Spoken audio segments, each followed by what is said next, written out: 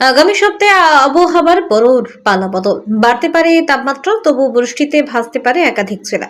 ভরা বসন্তে খামখেয়ালি আবহাওয়া। দক্ষিণ পূর্ব বঙ্গোপসাগর ও সংলগ্ন ভারত মহাসাগরে তৈরি ঘূর্ণাবর্ত আগামী 24 ঘন্টার নিম্নচাপে পরিণত হতে পারে বলে জানিয়েছে হাওয়া অফিস। এর জেরে ফেব্রুয়ারির শেষ সপ্তাহে দক্ষিণবঙ্গের একাধিক জেলায় বৃষ্টির সম্ভাবনা তৈরি হয়েছে। সোমবার দক্ষিণ 24 পরগনা, 2 মেদিনীপুর, বাঁকুড়া ও ঝাড়গ্রামে এবং মঙ্গলবার কলকাতা সহ হাওড়া, হুগলি, 2 চব্বিশ পরগনা এবং ঝাড়গ্রামের বৃষ্টির পূর্বাভাস রয়েছে। জারি হয়েছে হলুদ সতর্কতা।